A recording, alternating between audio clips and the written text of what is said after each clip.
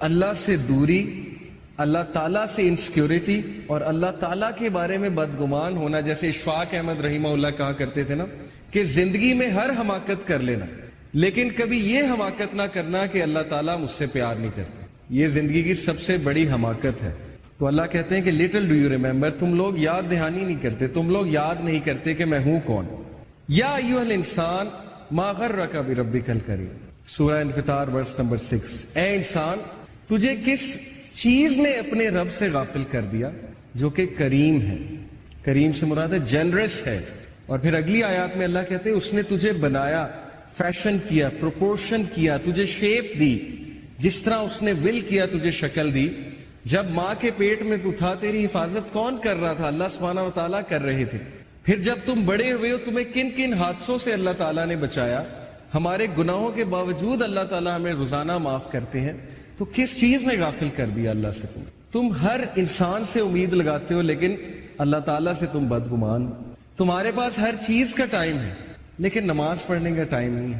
اور کتنے منٹس لگتے ہیں؟ 15 منٹ اگر آپ ایک نماز کے لگا لیں، اگر اچھے سے پڑھی جائے تو 75 منٹ ڈیوائیڈیڈ بائی 1440 440 منٹ ہوتے ہیں ایک دن میں. 24 گھنٹے میں 1440 75 کو 1440 سے ڈیوائیڈ کریں شاید 6-7% بنتا ہے.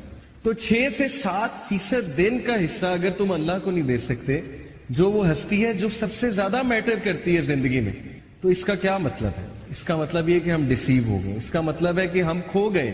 اس کا مطلب ہے کہ ہم نے اس ہستی کو اگنور کر دیا، یعنی ہم نے اپنے پاؤں پہ خود ہی کلہاڑی مار لی.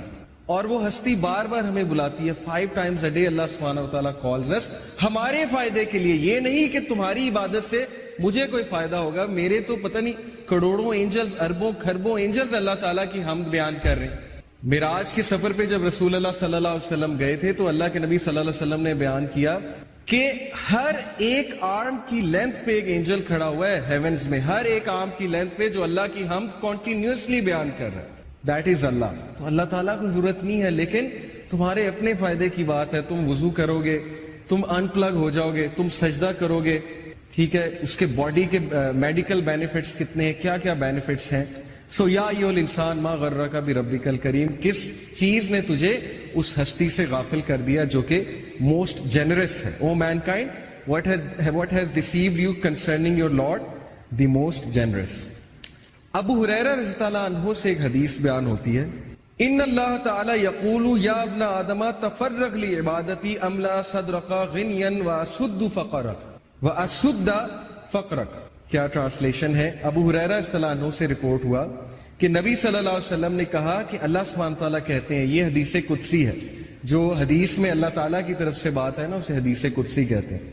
کہا کہ او سن آف ایڈم، اے آدم کے بچے، busy your self with my worship, اپنے آپ کو فارغ کر لے میری عبادت کے لیے.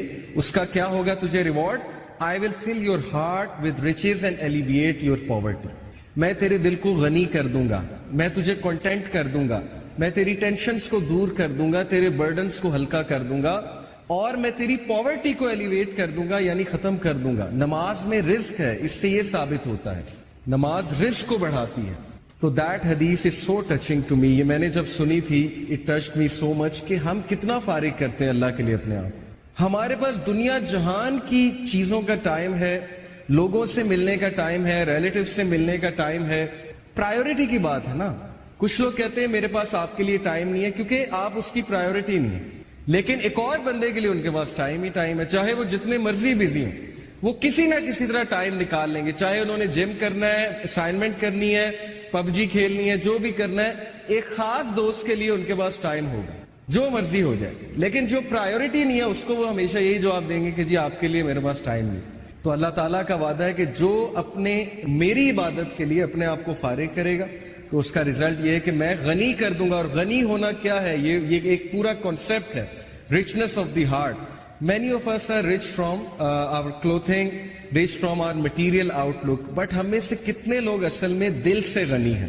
دل کا غنی ہونا کیا مراد ہے؟ Contentment, self fulfilment. بہت سے لوگ کنٹینٹ نہیں ہیں، بے چینی ہے اندر.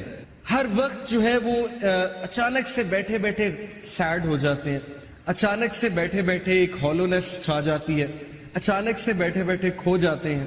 اوکے, یہ ہے دل کا غریب ہونا. اور دل کی رچنس کیا ہے کہ کم پہ بھی خوش ہو جانا, کانٹینٹ ہو جانا, تقدیر پہ کانٹینٹ ہو جانا, اللہ کے فیصلوں پہ کانٹینٹ ہو جانا, اللہ تعالیٰ کی ڈسٹریبیوشن پہ کانٹینٹ ہو جانا. اور دل کی رچنس سے یہ بھی مراد ہے کہ اپنے دل میں کوئی کجی محسوس نہ کرنا, کوئی ریجیڈیٹی محسوس نہ کرنا اچھے کاموں کے لیے.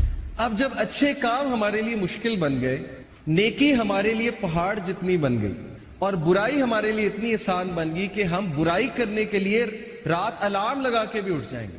آئی نو دس, کہ ظاہر ہے کہ جب ایک برا کام کرنا ہوتا ہے تو اس کے لیے کچھ بھی ہو جاتا ہے. جیسے ایک دنیاوی کام کرنا ہو, آپ رات 2 بجے اٹھ کے بھی 4 بجے اٹھ جائیں گے, میں آپ کو گارنٹی دے رہا ہوں. پتہ لگے صبح کانسرٹ ارینج کرانا ہے, اسکول میں 5 بجے پہنچنا ہے مینجمنٹ ٹیم میں, وہ عاطف اسلم آ رہا ہے, اس کا کانسرٹ ہے, رات 2 بجے سو کے 5 بجے اٹھ جائیں گے. پرائیورٹی ہے نا, اور دنیا ہے. تو ظاہر ہے کہ جب نیکی مشکل ہو جائے, برائی آسان ہو جائے, تو پھر اس کا مطلب ہے کہ دل میں غربت ہے, دل غریب ہے, دل میں رچنس نہیں ہے, کنٹینٹمنٹ نہیں ہے. تو اگر آپ چاہتے ہیں آپ کا دل بڑا ہو, آپ کے دل میں رچنس ہو, تو فارغ کریں اپنے آپ کو, ٹائم نکالیں اللہ تعالیٰ کے لیے, اور پھر دیکھیں آپ کے مسئلے کیسے حل ہوتے. کئی لوگ سے میں نے سنا ہے, ایک بھائی بہت مشکل سے گزر رہے تھے, 2 سال پہلے کا واقعہ ہے, اور 6-7 مہینے ہو گئے ان کا وہ مسئلہ حل نہیں ہو رہا, ان کا وہ مسئلہ حل نہیں ہو رہا, کوئی فیملی پرابلم تھی. اور ایک دن مجھے ملے and he was so happy, اور انہوں نے مجھے ایک سینٹینس کہا جو میں کبھی نہیں بھولوں گا. انہوں نے کہا کہ علی بھائی, all it took was 1 تہجد, that's it. لیکن 6 مہینے مجھے کبھی ٹائم نہیں ملا. مجھے لوگوں سے ملنے کا ٹائم مل گیا, مجھے لوگوں سے کہانیاں سنانے کا ٹائم مل گیا, لوگوں کی سننے کا ٹائم مل گیا, لیکن تہجد کا ٹائم نہیں مل رہا تھا. all it took was 1 تہجد, اور میرا مسئلہ حل ہو گیا. تو امام شافعی رحمہ اللہ نے کہا کہ میکنگ دعا ایٹ دا ٹائم آف تہجد is like an arrow which does not miss its target. تو باقی یہ کہ اللہ دعا آپ کریں اور نہ ملے, یہ ایک الگ بات ہے. ظاہر ہے اللہ تعالیٰ وہی دیں گے جو بہتر ہے, لیکن یہ سینٹینس یاد رکھنے والا ہے کہ all it took was 1 تہجد. تو اپنے آپ کو فارغ کریں, ٹائم نکالیں اللہ تعالیٰ کے لیے کہ ہم اپنی نمازوں کو بہتر کریں اور خشوع و خضوع لائیں اپنی نمازوں میں انشاءاللہ. خشوع میں نے آپ کو بتایا تھا وہ دل کی سٹیٹ کو کہتے ہیں, انٹرنل سٹیٹ کو. خضوع جو ہے یہ فزیکل سٹیٹ ہے, جو باڈیلی پوسچرز ہوتے ہیں. تو اچھی نماز کے لیے خشوع بھی ضروری ہے اور خضوع بھی ضروری ہے. یعنی انسان کے اندر خشیت ہو, اللہ کا خوف ہو, ایموشنز ہوں, جذبات ہوں نماز میں. نماز جذبات سے خالی نہ ہو, کیونکہ آپ اپنے خالق سے ایک ملاقات کر رہے ہیں, تو وہ ملاقات جذبات سے بھری ہونی چاہیے. کوشش پوری یہ ہونی چاہیے, اور اس میں عاجزی انکساری ہونی چاہیے, اس میں جھکاؤ ہونا چاہیے, ہمبلنس ہونی چاہیے. اسی طرح اس میں باڈیلی پوسچرز بہت ڈگنیفائڈ ہونے چاہیے, اس میں جلد بازی نہیں ہونی چاہیے, اس میں جو ہے وہ ریشنس نہیں ہونی چاہیے, اس میں لاپرواہی نہیں ہونی چاہیے, اور اس میں ایک ڈگنیفائڈ طریقے سے انسان کو نماز ادا کرنی چاہیے, جو نبی صلی اللہ علیہ وسلم نے سکھایا ہے. ڈفرینٹ پوسچرز ہیں, کھڑے کیسے ہونا ہے, دیکھنا کہاں ہے, نظر کہاں پہ رکھنی ہے, اور ظاہر ہے کہ آپ نے کندھوں کو کیسے رکھنا ہے. نبی صلی اللہ علیہ وسلم نے فرمایا کہ بہترین نماز وہ ہے جس میں کندھے سافٹ ہوں, یعنی بہت ہارڈ نہ ہو, کیونکہ اکڑے ہوئے ہیں کندھے تو پھر یہ ظاہر ہے انسان ویسے بھی کھڑا ہوا اچھا نہیں لگتا اکڑی ہوئی پوزیشن میں. تو آپ اللہ رب العالمین کے سامنے کھڑے ہیں تو جھکا کر کندھے, یہ ایک اچھی پوزیشن نبی صلی اللہ علیہ وسلم نے خود فرما دی. پھر سجدہ, اس کا کیسے پوسچر ہونا چاہیے. 7 بونز پہ ہوتا ہے سجدہ, حدیث ہے, وہ میک شور ساری بونز زمین پر لگ رہی ہیں, جن میں ناک ہے, یہ ہے, باقی ہاتھ ہیں آپ کے, ٹھیک ہے. تو اسی طرح رکوع ہے, رکوع میں کمر سیدھی ہونی چاہیے اور ایک ڈگنیفائڈ پوسچر ہونا چاہیے. تو یہ خضوع کا پارٹ ہے. تو خشوع بھی بہت ضروری ہے نماز کے لیے, اور خضوع بھی بہت ضروری ہے. کچھ احادیث کی طرف ہی آتے ہیں انشاءاللہ, تاکہ سب سے بہترین یہی ہے کہ نبی صلی اللہ علیہ وسلم نے جو خود بتا دیا ہمیں نماز کے بارے میں, وہیں سے ہم موٹیویشن لیں, نماز کے فضائل کے بارے میں جانیں, تو میرے خیال میں اس سے ہماری نماز بہت امپروو ہوگی. تو جیسے میں نے آپ کے سامنے کچھ احادیث رکھی تھی, وہیں سے سٹارٹ کرتے ہیں. یہ حدیث سے سٹارٹ کرتے ہیں کہ نبی صلی اللہ علیہ وسلم نے فرمایا, جب ایک شخص نماز کے لیے کھڑا ہوتا ہے تو اس کے گناہ اس کے سر پر, اس کے کندھوں پر آ جاتے ہیں, اور جب وہ رکوع اور سجدہ کرتا ہے تو وہ گناہ سارے گر جاتے ہیں. تو یہ ہمارے لیے بہت ہی موٹیویشنل حدیث ہے. اسی طرح نبی صلی اللہ علیہ وسلم نے فرمایا کہ اگر لوگوں کو اذان کا اور پہلی صف میں کھڑا ہونے کا ریوارڈ پتہ لگ جائے، اذان دینے کا اور پہلی صف میں کھڑا ہونے کے ریوارڈ، تو وہ قرعہ ڈالیں گے ٹو سیکیور دیز پریویلیجز. اور اگر انہیں یہ پتہ لگ جائے کہ نماز اول وقت پہ پڑھنے کا کیا ثواب ہے، اول وقت پہ پڑھنے کا، تو وہ ریس لگائیں گے. اور اگر انہیں پتہ لگ جائے کہ عشاء اور فجر کی نماز کا کیا ریوارڈ ہے، تو وہ بھاگ کر آئیں گے، یہاں تک کہ انہیں رینگ کر بھی آنا پڑے تو رینگ کر بھی آئیں گے. یعنی اس سے ثابت ہوا کہ بہت زبردست ریوارڈ ہے. اسی طرح یہ حدیث نبی صلی اللہ علیہ وسلم کی صحیح مسلم کی حدیث ہے، He who offers the Fajr prayer will come under the protection of Allah. جو کوئی بھی فجر کی نماز ادا کرے گا اللہ سبحانہ وتعالیٰ کی پروٹیکشن میں آ جائے گا. O son of Adam, beware lest Allah should call you to account in any respect from withdrawing his protection. دیکھیں اب ثابت ہوا کہ اگر آپ کو پروٹیکشن چاہیے اس دن میں تو فجر کی نماز اس کے لیے ضروری، ادروائز کوئی ذمہ نہیں ہے اللہ کا کہ آپ کو پروٹیکشن ملے. یہ حدیث کا مطلب یہ ہے بیسیکلی. اور ویسے بھی آپ دیکھیں نا، فجر کی نماز چھوڑنے کے بہت سے رسک ہیں. شیطان، وہ حدیث آپ نے پڑھی ہوئی ہے، فجر کی نماز جو چھوڑتا ہے تو شیطان اس کے کان میں پیشاب کرتا ہے. تو دیکھیں یہ کیا ہے، یہ میرے نزدیک تو یہ جادو ہے. شیطانی ساری چیزیں جادو سے ریلیٹڈ ہوتی ہیں نا، تو لوگ کہتے ہیں ہم پہ جادو ہو گیا. تو جادو تو تبھی ہو جاتا ہے جب فجر کی نماز چھوٹ جائے. جادو اس سینس میں کہ ایک دھوکے میں انسان رہے اور ڈسیپشن میں رہے، کیونکہ شیطانی عمل شروع میں ہی ہو گیا، صبح ہی ہو گیا. پھر وہ 3 گرہ باندھتا ہے، اور پہلی گرہ کھل جاتی ہے جب انسان اٹھتا ہے، اللہ کا نام لیتا ہے، دعا پڑھتا ہے. دوسری گرہ کھل جاتی ہے جب وہ وضو کرتا ہے. تیسری گرہ کھل جاتی ہے جب وہ نماز ادا کر لیتا ہے. تو یہ گرہ کیا ہے؟ شیطان کی گرہ بھی ایک قسم کا جادو ہی ہے نا. تو بہرحال سوچنے کی بات یہ ہے کہ انسان کہتا ہے میری زندگی ٹھیک نہیں چل رہی، میری زندگی میں برکت نہیں ہے، یا ڈیفیکلٹیز ہیں لائف میں، تو اسے سوچنا چاہیے کہ فجر کی نماز ہی نہیں پڑھ رہا. تو شیطانی عمل تو ہوگا زندگی میں، ٹھیک ہے. ہمارے نبی نے تو بہت کلیئر بتا دیا. تو فجر کی نماز پروٹیکشن ہے، بہت بڑی پروٹیکشن ہے.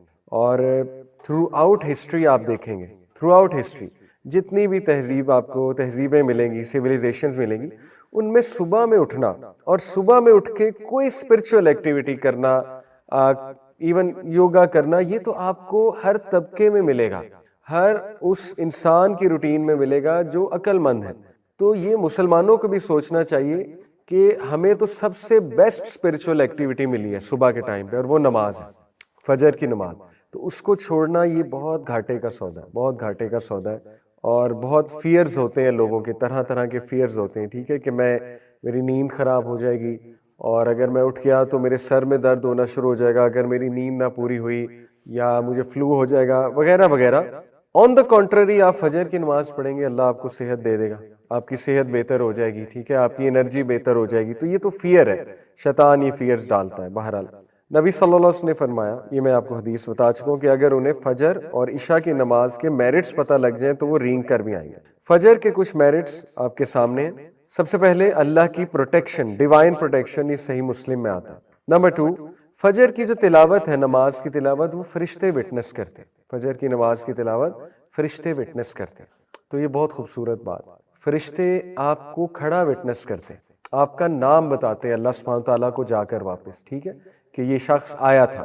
حدیث میں آتا ہے کہ جب انسان فوت ہوگا اور اس کی روح کو اوپر لے جایا جا رہا ہوگا، فرشتے آئیں گے اس کی روح کو اوپر لے کر جائیں گے، اگر تو نیک روح ہے، ٹھیک ہے. تو فرشتے بڑی خوبصورت شکلوں میں آئیں گے اور سفید لباس پہنا ہوگا، اس کی روح کو پہلے آسمان پہ، دوسرے آسمان پہ، 7 آسمان تک لے جائیں گے.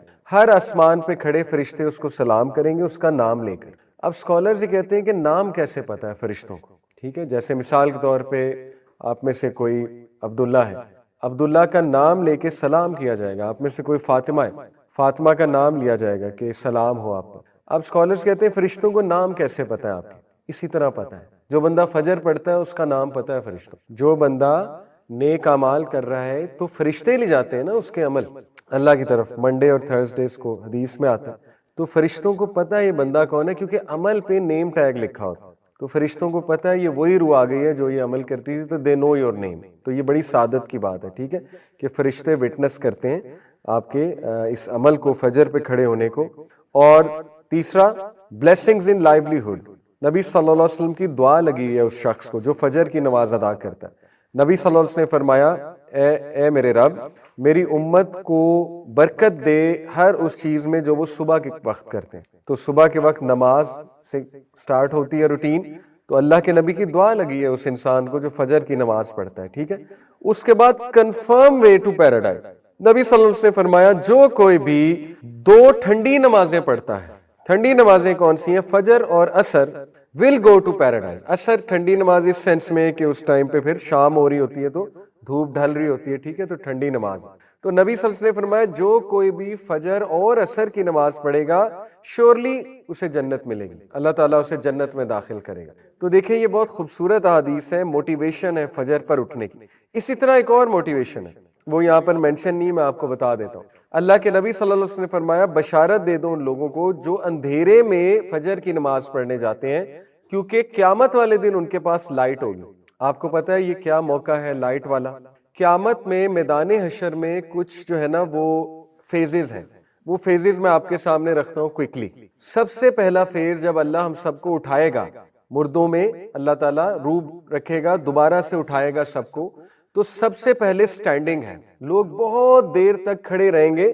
یعنی پہلے وہ چلیں گے میدان حشر کی طرف, ایک دم سے بوکھلا کر یہ کیا ہو گیا, ہمیں کس نے اٹھا دیا, اور چل کر وہ میدان حشر کی طرف جائیں گے, اور وہاں جا کے وہ بہت دیر تک کھڑے رہیں گے. اور پھر سیکنڈ جو فیز ہے وہ ہے حوض کوثر. اللہ سبحانہ تعالیٰ حوض کوثر لائیں گے اور نبی صلی اللہ علیہ وسلم وہاں موجود ہوں گے. جو لوگ پیاسے ہیں بہت زیادہ, اور سبھی پیاسے ہوں گے, کھڑے رہ کے انہیں پیاس بہت لگی ہوگی, سورج بہت قریب آیا ہوگا, ان لوگوں کو حوض کوثر سے پانی پلایا جائے گا. بہت سے لوگ بھاگیں گے حوض کوثر کی طرف, لیکن صرف ان لوگوں کو آگے کیا جائے گا جو نبی صلی اللہ علیہ وسلم کی سنت پر زندگی گزارتے تھے. ان کو پانی پلایا جائے گا وہاں سے, جو بھی مشروب ہے وہ پلایا جائے گا حوض کوثر سے. باقیوں کو پیچھے کر دیا جائے گا. کفار کو تو ویسے ہی پیچھے کر دیا جائے گا, لیکن ایسے لوگ جو مسلمان ہیں لیکن انہوں نے سنت پر عمل نہیں کیا یا چینج کر دیا دین کو, بدعت میں پڑ گئے, ان کو بھی فرشتے پیچھے کر دیں گے. دوسرا فیز ہے.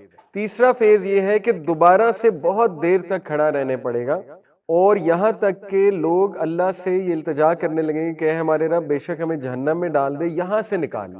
یعنی اتنا زیادہ وہاں پہ ٹرائل ہوگا میدان حشر میں. اور اس کے بعد نبی صلی اللہ علیہ وسلم سفارش کریں گے. سفارش اللہ سے کریں گے سجدے میں گر کے. کس چیز کی سفارش؟ کہ اللہ حساب شروع کر دے. تو اللہ تعالیٰ حساب شروع کر دیں گے. ٹھیک ہے. حساب کس طرح شروع ہوگا؟ سب سے پہلے انسان کے ڈیڈز کو ایگزامن کیا جائے گا. Examination of deeds. آپ کے ہاتھ میں آپ کا اعمال نامہ پکڑایا جائے گا. ٹھیک ہے. اس کو ایگزامینیشن آف ڈیڈز کہتے ہیں. اس کے بعد میزان سجایا جائے گا. پہلی سٹیج ہے ایگزامینیشن. اس کے بعد میزان کس لیے سجایا جائے گا؟ کہ یہ دوبارہ دیکھ لیں, ان کو تسلی ہو جائے دوبارہ کہ کوئی زیادتی نہیں. میزان میں بھی اعمال تولے جائیں گے, اور میزان میں اعمال تولنے کے بعد جو ہے وہ پھر ایک فیز آتا ہے جب کہ اندھیرا چھا جائے گا, گھپ اندھیرا چھا جائے گا, پچ ڈارکنیس ہوگی. اس میں کچھ لوگوں کے پاس لائٹ ہوگی. ٹھیک ہے.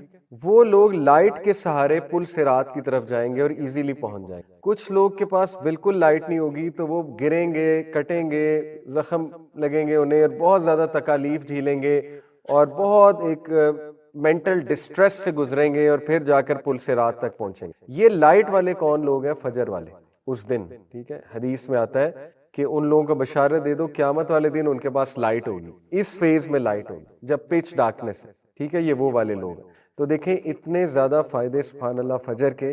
فجر کی نماز جو ہے وہ اس کو چھوڑنا بہت بڑا گھاٹے کا سودا ہے. یہ ایک جسٹ ٹو کریٹ امپیکٹ, اور جسٹ ٹو ٹیل یو کہ نبی صلی اللہ علیہ وسلم when he said فجر کی 2 سنتیں دنیا کی ہر چیز سے زیادہ قیمتی ہیں.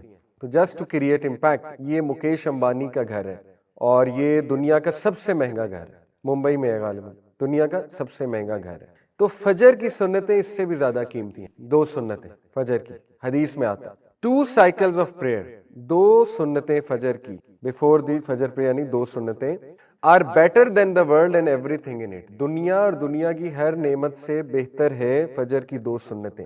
They are both more beloved to me than the entire world. وہ میرے لیے دنیا کی تمام چیزوں سے زیادہ قیمتی ہیں. نبی صلی اللہ علیہ وسلم یہ کہہ رہے. تو دیکھیں کتنا ریوارڈ ہے فجر کی 2 سنتوں میں. ٹھیک ہے. تو یہ ہمارے لیے موٹیویشن ہے کہ فجر کی نماز وہ کیچ کرنا کتنا ضروری ہے. نبی صلی اللہ علیہ وسلم نے فرمایا، صحیح بخاری صحیح مسلم کی حدیث ہے، there are angels who take turns in visiting you by night and by day. Angels آتے ہیں آپ کو وزٹ کرتے ہیں دن میں بھی رات میں بھی، اور ان کی شفٹ لگتی ہے، اور وہ اسمبل ہو جاتے ہیں، جمع ہو جاتے ہیں دو نمازوں کے وقت، فجر اور عصر. وہ لوگ وہ اینجلز جنہوں نے تمہارے ساتھ رات بتائی ہوتی ہے، رات کے وقت وہ آسمان کی طرف جاتے ہیں اپنے رب کی طرف، اور اللہ سبحانہ تعالیٰ ان سے پوچھتے ہیں کہ تم نے میرے بندوں کو کس سٹیٹ میں پایا. وہ کہتے ہیں کہ ہم نے جب انہیں چھوڑا تو وہ نماز ادا کر رہے تھے، اور جب ہم ان کی طرف گئے تو وہ نماز ادا کر رہے تھے. چھوڑا کب؟ یہ عصر کے شام کے ٹائم، اور آئے کب؟ فجر کے ٹائم.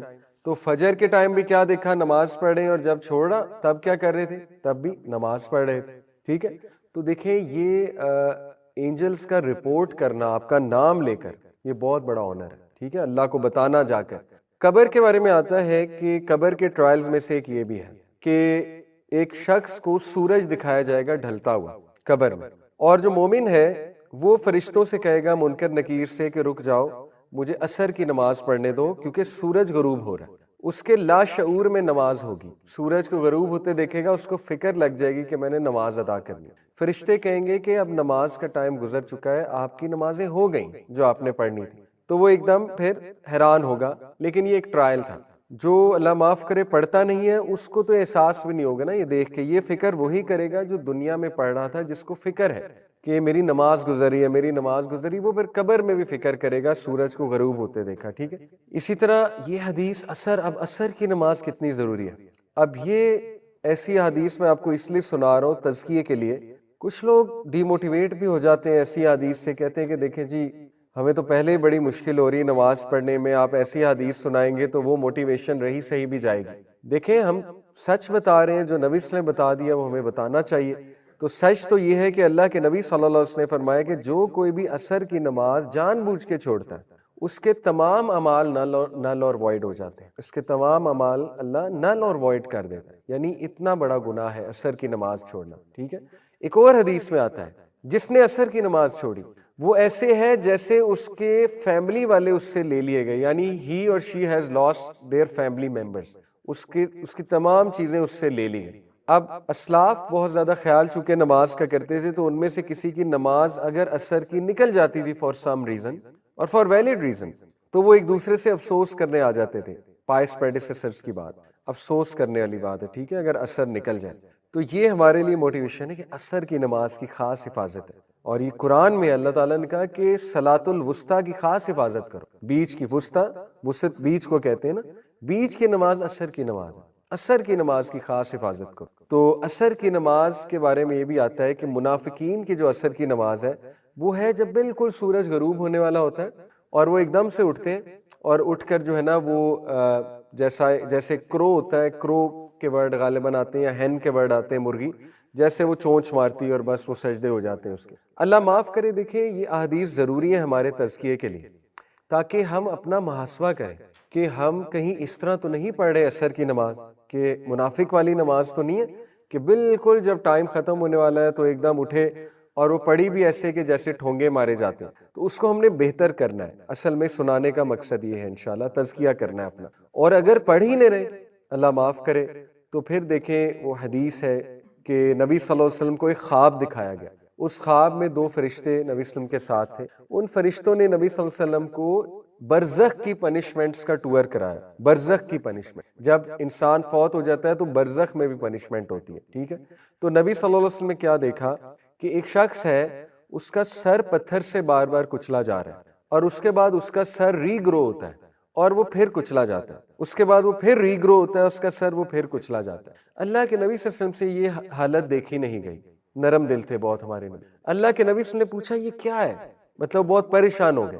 فرشتوں نے کہا آپ آگے چلیں آگے چلیں. بہرحال وہ پھر اور پنشمنٹس بھی دکھائی گئیں، لیکن بعد میں فرشتوں نے پھر بتایا یہ ساری چیزیں کیا تھیں. جہاں تک اس کی بات ہے سر کچلا جا رہا ہے، فرشتوں نے کہا یہ وہ شخص ہے جو نماز کے وقت سو رہا ہوتا ہے. یہ وہ شخص ہے جو نماز کے وقت سو رہا ہوتا ہے، نماز نہیں ادا کر. دیکھیں اللہ تعالیٰ بہت رحمان اور رحیم، بے شک اللہ چاہے سارے گناہ معاف کر دے، لیکن آن دی ادر ہینڈ یہ احادیث اس لیے ضروری ہیں کہ ہم اللہ کو مذاق نہ بنا لیں، اللہ کو مذاق میں نہ لے لیں. ٹھیک ہے، یعنی اللہ بادشاہ ہے، آپ خود سوچیں کہ آپ ایک سی او سے مذاق تو نہیں کر سکتے نا، آپ ایک بادشاہ سے کو مذاق تو نہیں لے سکتے، اس کی باتوں کو، اس کی وارننگز کو یہ کہہ کہ نہیں نہیں نہیں وہ تو بہت رحم دل ہے، بہت رحم دل ہے، وہ تو معاف کر دے گا۔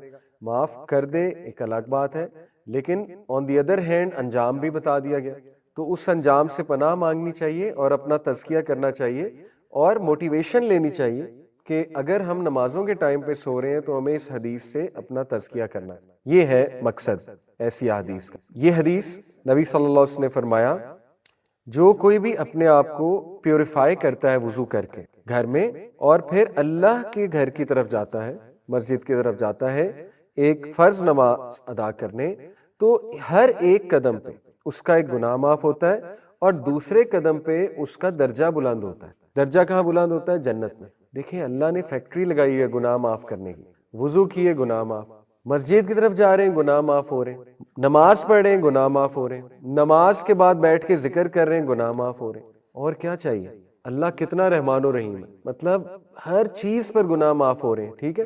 تو یہ بھی ہمارے لیے بہت زیادہ موٹیویشنل حدیث ہے اور بہت خوبصورت حدیث ہے کہ جتنا پیدل چل کے جائیں گے اتنا ثواب ہے۔ سبحان اللہ، بڑی اچھی بات ہے، تو واک بھی ہو جائے گی اور ثواب مل رہا ہے، ایک ایک قدم پہ ثواب مل رہا ہے، گناہ معاف ہو رہا ہے اور اللہ تعالیٰ ایلیویٹ کر رہا ہے آپ کے رینک کو۔ اب دیکھیں کئی لوگ ہیں جن کی زندگی میں کوئی ڈیفیکلٹی آتی ہے، مسئلہ چل رہا ہوتا ہے، سمپل فارمولا ہے، ان کو چاہیے کہ وہ اعمال کرنا شروع کر دیں جو اللہ کو پسند ہے، اللہ کے فیورٹ بن جائیں، انشاءاللہ مسائل کو اللہ سنبھال لے گا، سمپل فارمولا ہے۔ تو یہ ہیں وہ اعمال جو اللہ کے فیورٹ ہیں، مسجد میں واک کر کے جانا، بیٹھنا مسجد میں جا کر، ذکر کرنا نماز کے بعد، یہ تو اللہ کے فیورٹ اعمال ہیں، تو ان کو آپ اپنا لیں انشاءاللہ، صدقہ خیرات کریں، چیریٹی کریں، علم کے ساتھ جڑ جائیں، کلاسز میں آنا شروع کریں، یہ سارے اعمال اللہ کے فیورٹ اعمال ہیں، انشاءاللہ اللہ تعالیٰ آسانی پیدا کرے گا آپ کی لائف میں۔ اوکے، یہ صحیح حدیث ہے ترمذی کی اور ابو داؤد کی، میں نے آپ کو سنائی۔ نبی صلی اللہ علیہ وسلم نے فرمایا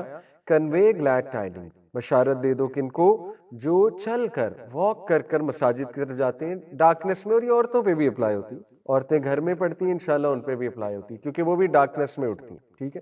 for they will be given full light on the day of resurrection, full light دی جائے گی انہیں قیامت والے دن، اس فیز میں جب لائٹ کی بہت اشد ضرورت ہوگی۔ صحیح بخاری کی حدیث، اللہ کے نبی صلی اللہ علیہ وسلم نے فرمایا اینجلز، ملائکہ تمہارے لیے دعائیں کرتے ہیں ایز لانگ ایز تم اس جگہ پر بیٹھے رہتے ہو جہاں پہ تم نے نماز پڑھی، یعنی مصلی پر، اور بیٹھ کر وضو کی اسٹیٹ میں اور بیٹھ کر ذکر کرتے رہتے ہو۔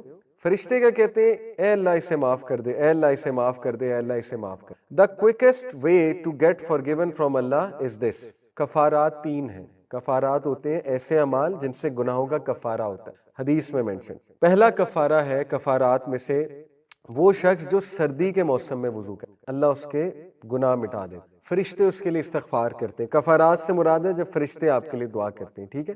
وہ شخص جو سردی میں ڈیفیکلٹی میں وضو کرتا ہے، چاہے گرم پانی سے کرے لیکن ڈیفیکلٹی تو ہے نا، ٹھنڈے سے تو اور ڈیفیکلٹ ہے، لیکن یہ نہیں کہ بیمار ہو جائے۔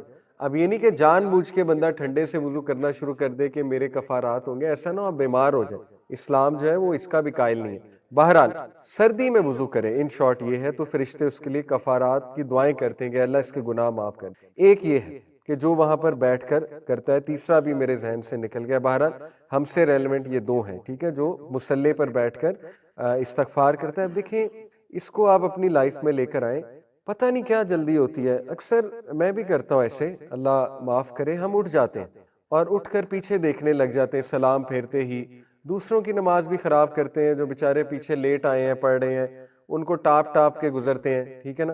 تو پتہ نہیں ہمیں کیا جلدی ہوتی ہے۔ میرا نہیں خیال کوئی اتنا ضروری کام ہوتا ہے کہ وہاں سے فوراً اٹھ جایا جائے، تو بیٹھ کر تھوڑا سا ذکر کر لینا چاہیے تاکہ فرشتے انشاءاللہ ہمارے لیے دعا کریں، اور ذرا ٹائم گزارنا چاہیے وہاں پر بیٹھ کر، ٹھیک ہے؟ تبھی فائدہ ہے، تبھی وہ روحانی فائدہ نماز کا انشاءاللہ آپ کو تبھی ہوگا۔ اوکے، نیکسٹ حدیث صحیح بخاری صحیح مسلم کی، اللہ کے نبی صلی اللہ علیہ وسلم نے فرمایا اس ذات کی قسم جس کے ہاتھ میں میری جان ہے۔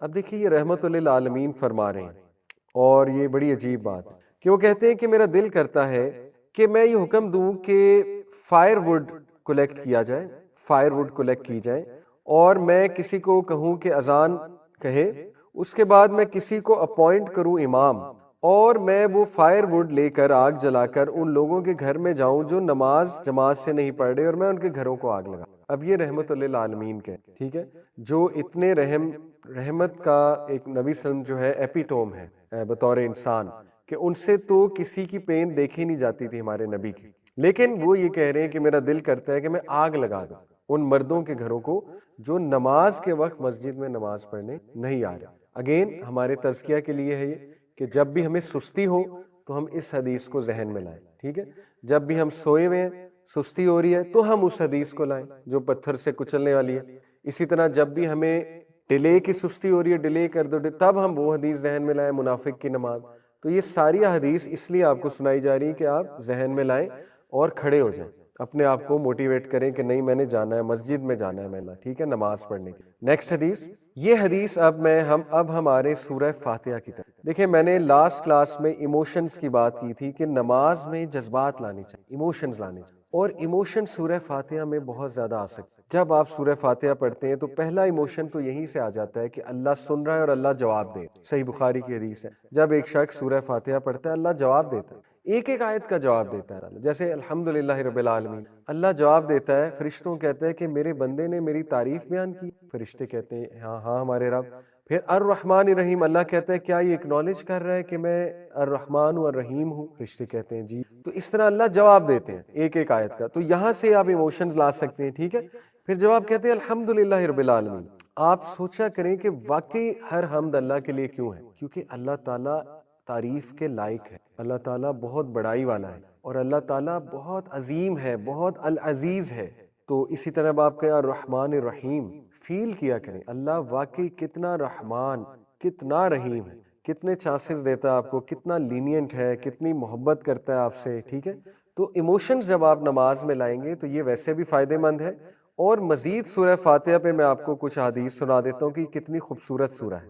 نبی صلی اللہ علیہ وسلم نے فرمایا، ابن عباس فرماتے ہیں کہ اینجل جبرائیل نبی صلی اللہ علیہ وسلم کے ساتھ بیٹھے ہوئے تھے انسانی شکل میں، اور انہوں نے سنا کریکنگ ساؤنڈ، جیسے دروازے کھلنے کا ایک کریکنگ ساؤنڈ ہوتا ہے نا، تو جبرائیل السلام نے اپنے سر کو بلند کیا اور اوپر دیکھا، اور پھر انہوں نے کہا کہ this is a door of heaven that has been open today and it has never been open before today, کہ آج یہ آسمان کا ایک دروازہ کھلا ہے جو آج سے پہلے کبھی نہیں کھلا۔ اور پھر ایک فرشتہ وہاں سے جو ہے ڈسینڈ کیا، اس کا نزول ہوا اس فرشتے کا وہاں سے، تو جبرائیل السلام نے کہا یہ اینجل آج دنیا میں آیا ہے اور اس سے پہلے کبھی نہیں آیا، یہ والا اینجل جو آج آیا ہے۔ پھر جبرائیل علیہ السلام کو اس اینجل نے سلام کیا اور فرمایا Rejoice in the two lights you have been given which were not given to any prophet before you، نبی صلی اللہ علیہ وسلم کو مخاطب کر کے کہ آپ کو بشارت ہے اور آپ جشن منائیں ان دو صورتوں پہ جو آپ سے پہلے کسی نبی کو نہیں دی گئیں۔ وہ کیا ہے؟ سورہ فاتحہ اور لاسٹ 2 ورسز آف سورہ البقرہ، آمن الرسول بما انزل الیہ من ربہ والمؤمنون۔ You will never recite a letter from them but you will be given whatever you want۔ اس فرشتے نے بشارت دی اوپر سے آ کے کہ تم نہیں پڑھو گے یہ 2 آیات اور یہ 2 سورج جو ہے سورہ فاتحہ اور سورہ البقرہ کی آخری دعا ہے، لیکن تمہیں دیا جائے گا جو تم چاہتے ہو۔ ایسا ہی ہے۔ اب آپ دیکھیں سورہ فاتحہ کا ترجمہ مائنڈ میں، سورہ فاتحہ قرآن کا خلاصہ ہے، سورہ فاتحہ دعاؤں کی ماں ہے، کتاب ام الکتاب بھی کہتے ہیں اسے، لیکن سورہ فاتحہ is the mother of all دعاز if you think about it. کیسے؟ سب سے پہلے آپ اللہ کی حمد بیان کر رہے ہیں الحمدللہ رب العالمین، پھر آپ اللہ کو واسطہ دے رہے ہیں اس کے نام کا، یہ بیسٹ دعا ہوتی ہے، پہلے حمد بیان کی جائے پھر واسطہ دیا جائے اللہ کو۔ کس چیز کا واسطہ ہے؟ الرحمن الرحیم۔ پھر ایک اور واسطہ ہے مالک یوم الدین، ایکنالجمنٹ ہے کہ اللہ آپ ہی ہیں مالک یوم الدین کے۔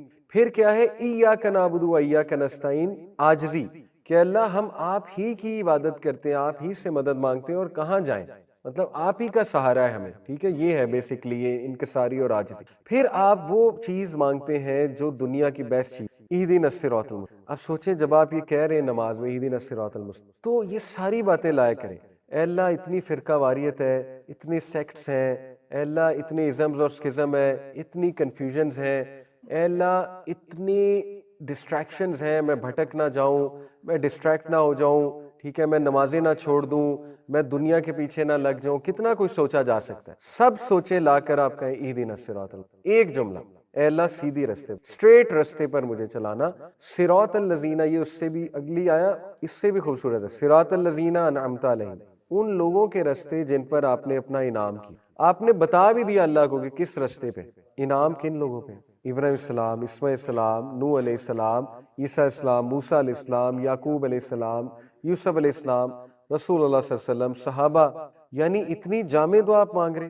آپ سوچیں آپ مانگ کیا رہے اللہ سے کہ اللہ جو انعامات ان لوگوں پہ کیے تھے مجھ پر بھی فرما دیں. ان لوگوں پہ کیا کیا انعامات تھے؟ وہ ہدایت یافتہ تھے، ان کی اولاد ہدایت یافتہ تھی، ان کی زندگیوں میں سکون تھا، ان کی زندگیوں میں ہدایت تھی، ان کی زندگیوں میں صراط مستقیم تھا، کلیرٹی تھی. ٹھیک ہے، یہ سب آپ اللہ سے مانگ رہے. تو عورتیں سوچا کریں اللہ سے کیا مانگ رہی ہیں. صراط الذین انعمت علیہم، حضرت مریم کا راستہ، حضرت آسیہ کا راستہ، حضرت خدیجہ کا راستہ. چھوٹی چیز نہیں مانگ رہے آپ اللہ سے، بہت بڑی چیز مانگ رہے ہیں آپ اللہ سبحانہ تعالیٰ سے. تو ریلیکس ہو جائیں، سورہ فاتحہ پڑھ کے ریلیکس ہو جائیں کہ آپ نے اللہ سے انعامات مانگ لیے اور ان لوگوں کا راستہ مانگ لیا جن پر اللہ کے انعامات تھے. اور پھر آپ کہتے ہیں غیر المغضوب علیہم ولا الضالین، اے اللہ ان لوگوں کے راستے نہیں جو گمراہ ہوئے یا جن پر آپ کا غضب نازل ہوا. اب غضب والے آپ کو پتہ ہے کہ یہود پہ غضب نازل ہوا، بنی اسرائیل، اور گمراہ جو ہے وہ کرسچنز ہیں. تو اس میں ایک نکتہ ہے، کرسچنز کی گمراہی کی وجہ اگنورنس تھی اور جوز کی گمراہی کی وجہ ایروگینس تھی. تو آپ اللہ سے ایروگینس اور اگنورنس دونوں کی پناہ مانگ رہے ہیں. ٹھیک ہے، بہت جامع بات. ایروگینس سے بھی پناہ مانگ رہے ہیں اللہ، اور اگنورنس سے بھی ہم آپ کی پناہ چاہ رہے ہیں. تو یہ اتنی جامع دعا ہے سورہ فاتحہ، اس میں سب کچھ آ جاتا ہے، سب کچھ آ جاتا ہے اس میں. ٹھیک ہے، اسی لیے اسلاف جب دعا شروع کرتے تھے، کئی اسلاف ہیں جو سورہ فاتحہ سے آگے نہیں جاتے تھے دعا میں. 2 گھنٹے سورہ فاتحہ مانگتے رہتے تھے، 2 گھنٹے سورہ فاتحہ پڑھتے رہتے. ایسی مثالیں ملتی ہیں، سورہ فاتحہ پڑھ کے ساری دعائیں ان کی قبول ہو جاتی. ٹھیک ہے، اتنی جامع ہے سورہ فاتحہ. اسی طرح کئی اسلاف درود ابراہیمی سے آگے نہیں جاتے. ایک صحابی نبی صلی اللہ علیہ وسلم کے پاس آئے، کہا یا رسول اللہ دعا میں کتنا درود پڑھوں؟ ابھی میری دعا میں 1/4 پورشن درود ہوتا ہے. یعنی اگر میری دعا لیٹ سے 5 منٹ کی تو 5 منٹ کا 1/4 کیا ہوا؟ 1.25 منٹ یا 1 منٹ، تقریباً 1 منٹ درود پڑھتا ہوں. 1 منٹ میں بندہ کتنے درود پڑھ لیتا ہے؟ 7-8 بار. ٹھیک ہے، نبی صلی اللہ علیہ وسلم نے کہا بڑھا دو. نیکسٹ ٹائم آیا، کہا یا رسول اللہ اب میرے دعا میں ہاف ٹائم درود ہوتا ہے. نبی صلی اللہ علیہ وسلم نے کہا بڑھا دو. پھر کہا یا رسول اللہ اب 75% درود ہوتا ہے. نبی صلی اللہ علیہ وسلم نے کہا بڑھا دو. پھر آیا تو کہا یا رسول اللہ میں تو پڑھتا ہی درود ہوں دعا میں.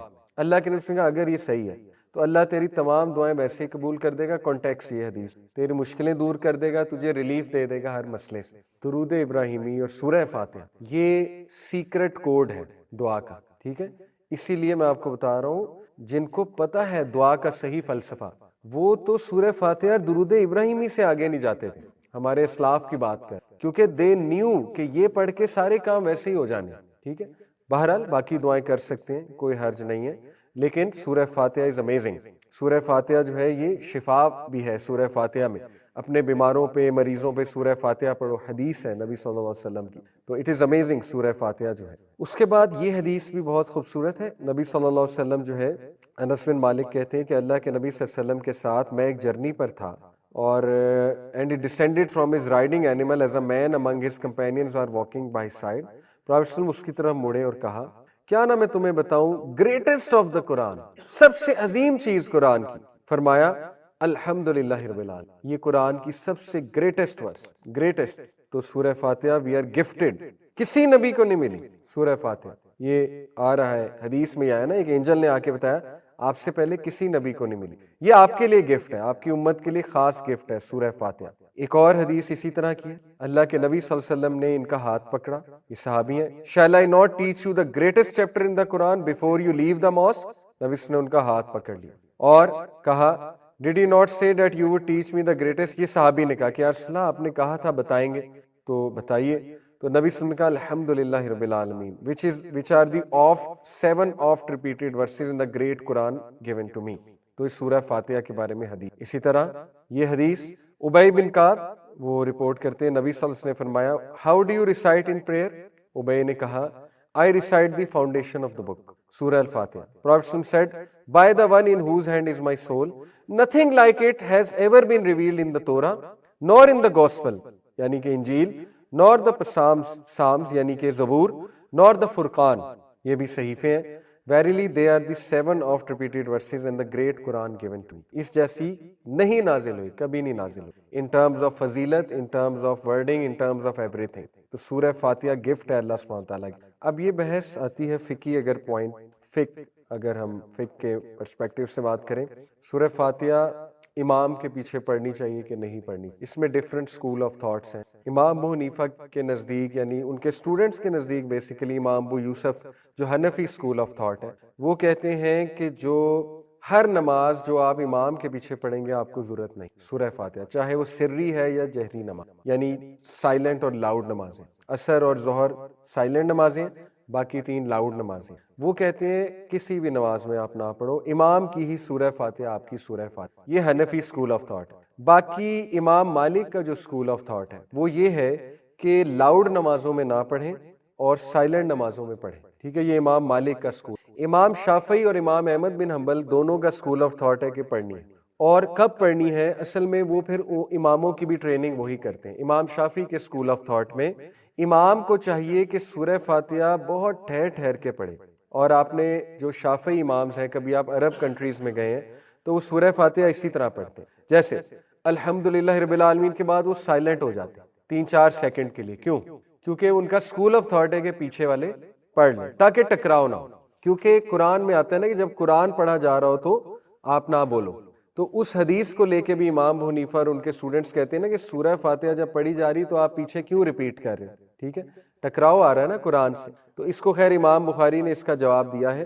امام بخاری اس کے قائل تھے نا کہ ہر نماز میں آپ نے پڑھنی ہے، تو اس کا جواب انہوں نے یہ دیا تھا نا کہ ایکسیپشن از دیئر، یعنی کچھ احادیث میں جب خود ہی ایکسیپشن مل جائے ہمیں تو وہ حکم لاگو نہیں ہوتا، جو قرآن کا سورہ الاعراف میں حکم ہے نا کہ جب قرآن پڑھا جا رہا ہو تو خاموشی سے سنو تاکہ تم پہ رحم کیا جائے، یہ ہے وہ آیت۔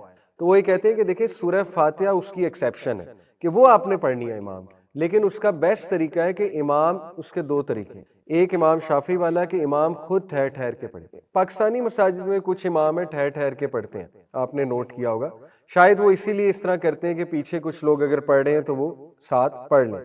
دوسرا طریقہ ہے کہ جب امام پڑھ چکا ہو تو پھر آپ پڑھ لیں۔ وہ بھی کچھ امام کرتے ہیں کہ وہ سورہ فاتحہ پڑھنے کے بعد 5-6 سیکنڈ چپ رہتے ہیں، ٹھیک ہے، اور سورہ اگلی سٹارٹ نہیں کرتے، وہ بھی اس لیے کہ پیچھے والے پڑھ لیں۔ لیکن ہمارے ہاں آپ کو پتہ ہے زیادہ تر مساجد میں سورہ فاتحہ بہت تیز پڑھی جاتی ہے اور اس میں کوئی گیپ نہیں دیا جاتا، اور نہ ہی سورہ فاتحہ کے بعد سورہ میں کوئی گیپ دیا جاتا ہے، فوراً سورہ شروع ہو جاتی ہے۔ اس کیس میں کیا کریں؟ اس کیس میں پھر مجبوری ہے۔ دیکھیں میں جس اسکول آف تھاٹ کا قائل ہوں میں اپنا بتا دیتا ہوں، میں اس کا قائل ہوں کہ ہر نماز میں پڑھنی چاہے لاؤڈ ہو چاہے سائلنٹ، ٹھیک ہے۔ باقی امام مالک کا اسکول آف تھاٹ کچھ لوگ ان کو فالو کرتے ہیں، امام مالک کو، اور کافی مزید ائمہ کرام ان کی بھی رائے امام مالک والی ہے کہ یہ والی رائے معتدل ہے۔ لیکن پرسنلی سپیکنگ میرے مطابق یا جتنے اسکالر سے میں نے پوچھا، ہر نماز میں سورہ فاتحہ پڑھ لینی چاہیے، ٹھیک ہے، سری ہو یا جہری ہو۔ اب سوال یہ پیدا ہوتا ہے کہ وہ ایک حدیث ہے، نبی صلی اللہ علیہ وسلم نے فرمایا کہ ایک صحابہ پڑھا کرتے تھے نا اللہ کے نبی کے پیچھے سورہ فاتحہ فجر کی نماز میں، نبی صلی اللہ علیہ وسلم نے پوچھا کہ یہ کیا کرتے ہو تم لوگ؟ تو صحابہ نے فرمایا ہم آپ کے پیچھے پڑھتے ہیں۔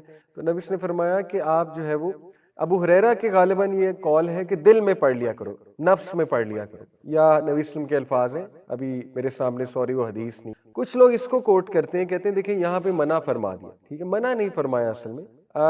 نفس، یہ جو اسکالرز اس کے قائل ہیں کہ امام کے پیچھے آپ نے پڑھنی، وہ یہ کہتے ہیں کہ یہاں جو نفس سے مراد ہے، نفس میں پڑھ لیا کرو، اس سے مراد ہے محاورتاً آہستہ پڑھ لیا کرو، اونچی نہ پڑھا کرو کہ امام نہ ڈسٹرب ہو، یہ بات ہے۔ منع جو فرمایا گیا تھا وہ یہ تھا کہ اونچی نہ پڑھو تاکہ امام نہ ڈسٹرب، نفس کے اندر پڑھو سے مراد ہے آہستہ پڑھا کرو۔ اس سے یہ مراد نہیں ہے کہ دل میں، دیکھیں نا اگر دل میں پڑھنا ہے تو پھر باقی نماز بھی آپ دل میں پڑھیں، پھر امام کے پیچھے آپ سبحان ربی الاعلیٰ بھی نہ کہیں، پھر تو یہ بھی بات بنتی ہے نا، وہ بھی پھر دل میں کہیں۔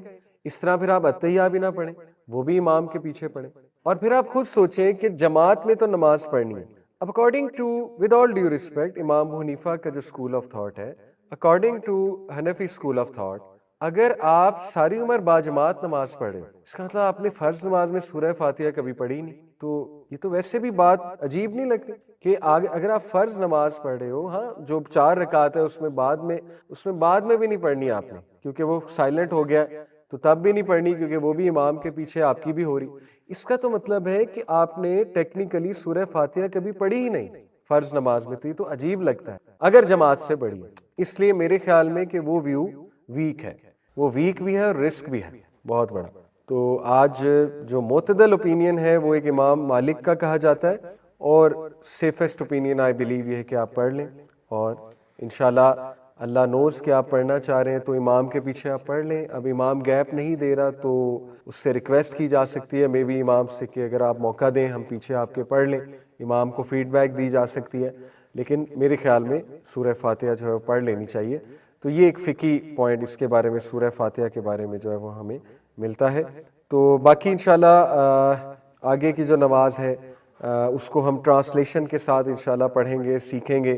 جو رکوع ہے اس کا مطلب کیا ہے، سبحان ربی العظیم، پھر سمیع اللہ لمن حمیدہ کا کیا مطلب ہے، اور اس کے بعد جب آپ سجدے میں جاتے ہیں تو سبحان ربی الاعلیٰ کا کیا مطلب ہے، اور کیا اور دعائیں بھی پڑھی جا سکتی ہیں سجدے میں۔ یہ بھی ایک فقہی پوائنٹ ہے کہ اور دعائیں پڑھی جا سکتی ہیں کہ نہیں پڑھی جا سکتی ہیں۔ پہلی تو بات، فرض نماز میں اردو میں دعا نہیں کی جا سکتی، نہ کسی اور لینگویج میں، عربی میں ہی کرنی ہے فرض نماز، ٹھیک ہے۔ باقی یہ کہ آپ مزید دعائیں بالکل کر سکتے ہیں، قرآنک دعاز بھی کر سکتے ہیں سجدے میں فرض نماز میں، لیکن بہتر یہ ہے کہ وہ کریں جو اللہ کے نبی نے سکھائی ہیں، وہ 7-8 دعائیں، سبحان ربی الاعلیٰ 3 بار، آڈ ٹائمز از بیٹر، 3، 5، 7، 9، کیونکہ اللہ کو وطر پسند ہے، آڈ پسند ہے، ٹھیک ہے۔ اس کے بعد سبحانک اللہم ربنا و بحمدک اللہم اغفر لی، یہ سکھایا، یہ 1 بار بھی ٹھیک ہے، 3 بار بھی ٹھیک ہے، 5 بار بھی ٹھیک ہے۔ اسی طرح سجدے میں اللہم اغفر لی ذنبی کلہ دکہ و جلہ، بہت خوبصورت دعا ہے۔ اے اللہ میرے گناہ معاف فرما، اللہم اغفر لی ذنبی، اے اللہ میرے گناہ معاف فرما، کلہ تمام کے تمام، دکہ و جلہ چھوٹے اور بڑے، اسمال اینڈ لارج، و اولہ و آخرہ پچھلے اور آنے والے، یعنی ہر گناہ، پچھلے پاسٹ کے، آنے والے جو میں نے آگے کرنے، و علانیتہ و سرہ، جو اعلانیہ کیے اور جو چھپ کر کیے وہ بھی ہے۔ بہت خوبصورت دعا ہے، تو یہ بھی سجدے میں پڑھی جاتی ہے۔ اسی طرح اللہم انی اسألک بانی اشہد انک انت اللہ الاحد الصمد الذی لم یلد ولم یولد ولم یکن لہ کفوا احد، یہ بھی پڑھا کرتے تھے ہمارے نبی صلی اللہ علیہ وسلم۔ اسی طرح سبوح قدوس رب الملائکۃ، سبوح کا مطلب ہے پاک ہے اللہ، قدوس ہولی ہے، قدس سے نکلا نا، ہولی لینڈ، قدس کہتے ہیں نا مکسا کو، قدوس ہولی ہے، رب الملائکۃ، ملائکہ اور روح کے رب ہے، اینجلز کے اور جبرائیل اسلام کے رب، یہ بھی سجدے میں کہتے تھے، یہ سجدے میں بھی کہتے تھے، رکوع میں بھی کہتے تھے، 1 بار بھی کہہ سکتے ہیں، 3 بار بھی۔ دیکھیں ہمیں سیکھنی چاہیے دعائیں۔ اب دیکھیں نماز کو بیوٹیفل آپ نے بنانا ہے تو کبھی آپ سجدے میں سبحان ربی الاعلیٰ کہیں، کبھی آپ یہ کہیں اللہم اغفر لی ذنبی کلہ دکہ و جلہ، یہ والی دعا، کبھی آپ یہ کہیں سبحانک اللہم ربنا و بحمدک اللہم اغفر لی۔ اتنی ویرائٹی ہے، اتنی ڈائنامک نماز بنائی جا سکتی ہے۔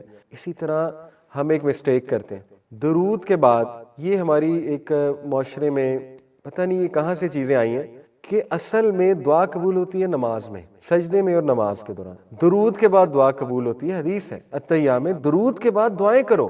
صحابہ کہتے ہیں نبی صلی اللہ علیہ وسلم اتنی دعائیں کرتے تھے درود کے بعد کہ ہم کہتے تھے سلام پھیرنا بھول گئے، نبی صلی اللہ علیہ وسلم سلام پھیرنا بھول گئے۔ ہم کیا کرتے ہیں پتہ نہیں کیوں کرتے ہیں ایسے، درود کے بعد ایک دعا، اونلی 1 دعا، ربی جعلنی مقیم الصلاۃ، جو بچپن سے قاری صاحب نے سکھائی ہوئی، سلام پھیر لیا جاتا ہے، جماعت کے ساتھ بات کر، اس کے بعد ہاتھ اٹھا کے دعا کی جاتی ہے جس کی کسی کو سمجھ نہیں آ رہی، اور وہ صرف اینڈ میں ایک جملہ سمجھ میں آتا ہے صلی اللہ علیہ وسلم، اور پھر اس طرح ہاتھ پھیر لیے۔ ٹھیک ہے جماعت کے بعد کبھی کبھی دعا کی جا سکتی ہے اس طرح سے، اگر ضروری کوئی موقع ہے اجتماعی دعا بیماروں کے لیے، لیکن اس کو روایت بنا لینا کہ اس کے بغیر نماز ہی نہیں ہوئی، یہ پتہ نہیں کہاں سے آیا۔ اس طرح کی باتیں اکثر آپ کو بزرگ ڈانٹ دیتے ہیں کہ تم نے دعا نہیں کی۔ بھائی نماز ساری کی ساری دعائیں، کیا مطلب دعا نہیں کی ساری؟ بلکہ لوگ ڈسٹرب ہوتے ہیں، نماز کے بعد تو اذکار ہے، نماز کے بعد تو اچھے خاصے اذکار ہیں، 9-10 اذکار ہیں۔ سب سے پہلے اس میں کہتے تھے اللہ اکبر، استغفر اللہ استغفر اللہ استغفر، پھر اللہم انت السلام ومنک السلام تبارک، پھر ربی اعنی علی ذکرک و شکرک حسن، پھر لا الہ الا اللہ وحدہ لا شریک، 9-10 اذکار ہیں نماز، پھر تسبیح ہے، تسبیح فاطمہ، تو وہ کریں کہ ایک دم ہاتھ اٹھا کے سب کے ساتھ شریک ہو کے دعا کریں، تو یہ مناسب نہیں ہے، اور یہ ایک روایت بن چکی ہے، اور لوگ اب یہ سمجھتے ہیں کہ اصل دعا وہ ہے۔ دیکھیں اصل دعا تو درود کے بعد ہے، آپ کو 7-8 دعائیں کرنی چاہیے درود کے بعد، چلیں 2-3 کر لیں، اور یہ خوبصورتی ہے نماز کی۔ آپ باقاعدہ اپنی نماز کو دیکھیں کس طرح بیوٹیفائی کر سکتے ہیں، آپ مختلف کیٹیگریز بنا سکتے ہیں دعاؤں کی۔ مثال کے طور پر فجر کے وقت آپ کیٹیگری بنا سکتے ہیں برکت کی دعاؤں کی، آپ فجر کے وقت یہ دعا تو کنفرم کریں، اللہم انی اعوذ بک من عذاب جہنم ومن عذاب القبر ومن فتنۃ المحیاء والممات ومن شر فتنۃ المسیح، یہ تو کنفرم ہے ہر نماز، کیونکہ یہ تو صحابہ کو سکھائی تھی، اس نے ہر نماز میں کرنی۔ اس کے بعد کیٹیگریز بن سکتی ہیں، فجر کے وقت میں بھی برکت کی دعائیں، to feel good, to ask for goodness, ربنا آتنا فی الدنیا حسنۃ وفی الآخرۃ حسنۃ، اللہم انی اسألک المعافاۃ فی الدنیا والآخرہ، ٹھیک ہے نا، اللہم علم اکثر مالی و ولدی و بارک لی فیما اعطیتنی وقت الحیاتی اللہ طاعتی کی برکت کی دعائیں۔ ظہر پہ کیٹیگری بنائی جا سکتی ہے استقامت کی دعائیں، اللہم اہدنی وسددنی، اللہم انی اسألک الہدی والسداد، ٹھیک ہے، اسی طرح ربنا لا تزغ قلوبنا بعد اذ ہدیتنا۔ عصر کے وقت کیٹیگری بنائی جا سکتی تقوی کی دعائیں، اللہم انی اسألک الہدی والتقی والعفاف والغنی۔ اسی طرح مغرب کے وقت کیٹیگری بنائی جا سکتی ہے پناہ مانگنے والی دعاؤں کی، جس میں پناہ کا ذکر ہے کہ اللہ میں پناہ مانگتا ہوں، فار ایگزامپل اللہم انی اعوذ بک من علم لا ینفع، من قلب لا یخشع، من نفس لا تشبع، من دعوت لا یستجاب لہا۔ اسی طرح اللہم انی اعوذ بک من جہد البلاء ودرک الشقاء وسوء القضاء، خوبصورت دعا ہے، وشماتۃ الاعداء۔ کیا ٹرانسلیشن ہے؟ اللہم انی اعوذ بک من جہد البلاء، اے اللہ میں پناہ مانگتا ہوں سخت مشکل سے، جہد البلاء سخت مشکل سے، ودرک الشقاء اور مایوسی سے، ہوپ لیسنس سے، وسوء القضاء اور بری تقدیر سے، اے اللہ کہیں میں بدبخت نہ ہو جاؤں، اس سے پناہ مانگتا ہوں، وشماتۃ الاعداء اور دشمنوں کے خوش ہونے سے، دشمنوں کی خوشی منانے سے۔ تو یہ ہے وہ والی دعائیں جس میں آپ پناہ مانگ رہے ہیں، یہ کیٹیگری بنائی جا سکتی ہے، ٹھیک ہے، اور بھی بہت ہے۔ اسی طرح عشاء کے وقت حسن خاتمہ کی کیٹیگری بن سکتی، اللہم انی اسألک الحسن الخاتمہ۔ اسی طرح اللہم احسن عاقبتنا فی الامور کلیہا واجرنا من خزی الدنیا وعذاب الآخرہ، اے اللہ میرے تمام امور کو احسن انجام تک پہنچا اور مجھے ذلت سے بچا لے، دنیا کی اور آخرت کی، ٹھیک ہے۔ اسی طرح یو کین ایڈ دس دعا حسن خاتمہ ریلیٹڈ جو ہے، اللہم رحمتک ارجو فلا تکلنی الی نفسی طرفۃ عین واصلح لشانی کلہ لا الہ الا انت۔ یہ بھی اسی کی ہے نا کہ میرے تمام کے تمام اللہ جو اعمال ہیں ان کی اصلاح فرما دے۔ تو دیکھیں so much beauty can be added to namaz, اگر آپ محنت کریں، اگر آپ محنت کریں کہ صبح میں یہ کر لیتا ہوں، اور مکس بھی کر سکتے ہیں، اور جب آپ کا جو دل کرے کر سکتے ہیں، جو دل میں آئی ہوئی ہے دعا وہ کر لیں اللہ سبحانہ تعالیٰ سے، ٹھیک ہے۔ اس سے نماز میں جان آئے گی۔ لوگ کہتے ہیں نماز میں دھیان نہیں ہوتا، دھیان کیسے آئے گا؟ ربی جالنی پڑھ پڑھ کے وہ اتنی زیادہ ڈی سینسٹائز ہو چکے ہیں کہ پہلی تو بات پتہ ہی نہیں پڑھ کیا رہے ہیں، اتنی خوبصورت دعا ہے ربی جالنی مقیم الصلاۃ، لیکن وہ سمجھ ہی نہیں کہہ کیا رہے ہیں، تو اس سے ہم ڈی سینسٹائز ہو چکے ہیں، افیکٹ بھی نہیں ہو رہا کہ کہہ رہے ہیں۔ تو آپ جان لائیں اپنی نماز میں۔ اسی طرح سورہ اخلاص پڑھ پڑھ کے ڈی سینسٹائز ہو چکے ہیں، یہ ہم سب کا مسئلہ، تو اس میں مختلف سورج لائیں، حفظ کریں، 2-3 آیات حفظ کریں، پڑھا کریں اپنی نمازوں میں، مین کامن آیات، ٹھیک ہے نا۔ 30ویں پارے سے سٹارٹ کریں، حفظ کرنا شروع کریں، سنتوں میں پڑھا کریں، ریوائز کیا کریں قرآن کو، ٹھیک ہے، ذرا جان لے کر آئیں، مختلف سورج پڑھ کر جان لے کر آیا کریں۔ اس طرح رکوع میں کبھی کہہ دیا سبوح قدوس رب الملائکۃ والروح، کبھی کہہ دیا سبحان ربی العظیم، سبحان ربی العظیم، مکس بھی کہہ سکتے ہیں دونوں، کبھی کہہ دیا سبحانک اللہم وبحمدک اشہد ان لا الہ الا انت اتوب الیک، ٹھیک ہے۔ اسی طرح سمیع اللہ لمن حمیدہ، اس پر فیل کیا جائے کیا ہے سمیع اللہ لمن حمیدہ کا مطلب کیا ہے؟ اللہ نے سن لیا جو آپ نے کہا ہے، ٹھیک ہے۔ اللہ نے سن لیا کا مطلب ہے کہ ایک ہے اللہ سنتا ہے ایک اور بات ہے، سن لیا ہے ایک اور بات، سن لیا ہے میں قبولیت ہے، سمجھ رہے؟ سنتا ہے میں بس فیکٹ ہے کہ سنتا ہے اللہ، سن لیا ہے میں ہے کہ سن لیا آپ کی بات، قبول کر لیا آپ کی بات، جو آپ نے رکوع میں کی، جو آپ نے سورہ فاتحہ پڑھی وہ سن لیا اللہ نے۔ اسی بات پر ہم جشن مناتے ہیں، سمیع اللہ لمن حمیدہ یہ کہہ کر ہم جشن کیا مناتے ہیں؟ ربنا ولک الحمد، یہ جشن ہے نا کہ اللہ نے چونکہ سن لی تو تمام کے تمام ہم کس کے لیے؟ اس کے لیے۔ اس جشن کو مزید الانگیٹ کرتے ہیں، حمدن کثیرن طیبن مبارکن فی۔ اس کے علاوہ میں ایک جملہ کہتے تھے، ابھی میرے ذہن سے نکل گیا، وہ بڑا خوبصورت جملہ ہے کہ اتنی حمد جو آسمانوں کو بھر دے، زمینوں کو بھر دے اور ہر شے کو بھر دے، زمین و آسمان کے درمیان ہر شے، اتنی حمد اللہ کی۔ یہ خوشی کیوں منائی جا رہی ہے؟ کبھی آپ نے سوچا؟ حمدن کثیرن، ایک صحابی تھے، نبی صلی اللہ علیہ وسلم نے کہا سمیع اللہ لمن حمیدہ ربنا ولک الحمد، پیچھے سے بولے حمدن کثیرن طیبا مبارکن فی۔ نبی صلی اللہ علیہ وسلم نے جب سلام پھیرا، کہا یہ کس نے کہا ہے؟ صحابی نے کہا میں نے کہا ہے، صحیح بخاری کہہ رہی ہے، اللہ کے نبی نے کہا میں نے 30 یا 40 اینجلز کو دوڑ لگاتے ہوئے دیکھا تمہارے الفاظ لکھنے میں، ثابت ہوا یہ پڑھو۔ نبی اس نے تعریف کی صحابی کی، تو وہ صحابی خوشی منا رہا تھا نا کہ واقعی حمدن کثیرن طیبن مبارکن فی، تو نماز میں خوشی لانی چاہیے، ٹھیک ہے۔ دیکھیں خوشی کا موقع ہے نا، سن لی اللہ نے، جو میری پریشانی تھی سن لی اللہ نے، جو میں نے کھڑے ہو کے مصلی پر بیان کیے، تو اللہ تک پہنچ گئی میری صدا۔ تو یہ ایموشنز لانا نماز میں بہت ضروری ہے انشاءاللہ۔ اس پر مزید ہم اگلی کلاسز میں بات کریں گے، اور اگلی کلاس کا ٹاپک ہے سائیکولوجیکل بینیفٹس آف نماز۔ تو یہ تھوڑی سی آؤٹ لائن میں آپ کو دکھا بھی دیتا ہوں۔